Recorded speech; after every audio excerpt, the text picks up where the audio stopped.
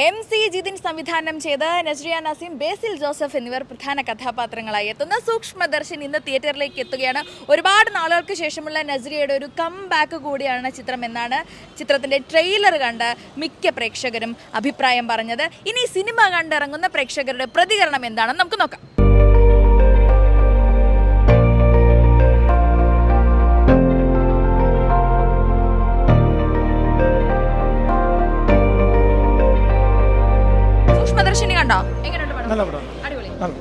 Super പടം, അടിപൊളി direction, super climax, ഭയങ്കര ഇഷ്ടപ്പെട്ടു. നസ്രിയയുടെ ഒരു കംബാക്ക് ആണോ പടം? നസ്രിയ സൂപ്പർ ആയിട്ടുണ്ട്, നല്ല രസമായിട്ട് അഭിനയിച്ചിട്ടുണ്ട്, നല്ല കിടിലം പടം. ഒരു രക്ഷയില്ലെന്ന് വെച്ചാൽ ഒരു രക്ഷയില്ല. നസ്രിയൊക്കെ വേറെ ലെവല്. നമ്മൾ എന്താണോ ഇവരുടെ പടം എന്ന് പറയുമ്പോൾ ഒരു മിനിമം ഗ്യാരണ്ടി നമ്മൾ നോക്കും, അതിൻ്റെ 4 ഇരട്ടിയുണ്ട്. സെക്കൻഡ് ഹാഫൊക്കെ ഒരു രക്ഷയില്ല. പടം വേറെ ലെവൽ എന്ന് വെച്ചാൽ വേറെ ലെവലാണ്. നസ്രിയുടെയും ബേസിലിൻ്റെയും വൺ കംബാക്ക് തന്നെയാണ്, ഒരു രക്ഷയില്ല. നല്ല പടമാണ്, നന്നായിട്ടുണ്ട്. കോമഡി ആണോ ത്രില്ലർ ആണോ? കോമഡി ഫീൽ ചെയ്തിട്ടില്ല, ത്രില്ലറാണ്. നല്ലൊരു പടമാണ്, ഫുൾ എൻ്റർടൈൻമെൻ്റ് ആണ്. പിന്നെ എന്താ പറയുക, ഒരു ക്ലൈമാക്സ് പൊളിയാണ്, അൺഎക്സ്പെക്റ്റഡ് ആണ്, സെറ്റാണ്, സൂപ്പർ സൂപ്പർ. ബേസിൽ പ്രത്യേക നോർമലുള്ള ഒരു സൈക്കോ അതുപോലത്തെ ഒരു ഇത് തന്നെ, പക്ഷെ നന്നായിട്ട് ചെയ്തിട്ടുണ്ടാണ്.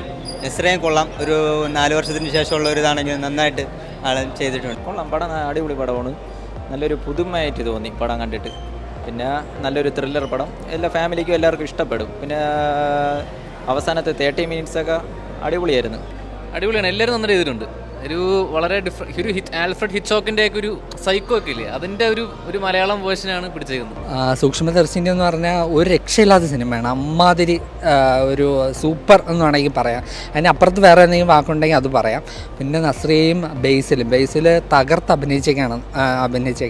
പിന്നെ ഇത് തിരക്കഥ എഴുതിയ ആളിനെ എത്ര അഭിനന്ദിച്ചാലും പറ്റില്ല, അത്രയ്ക്കൊരു പഴുതില്ലാത്ത തിരക്കഥയാണ് സിനിമ. പിന്നെ ഈ വർഷത്തെ ത്രില്ലറുകൾ ഒരുപാട് ഈ 2024 ഇറങ്ങിയല്ല, അതിലെ ഏറ്റവും മികച്ച ത്രില്ലർ എന്ന് വേണമെങ്കിൽ പറയാം.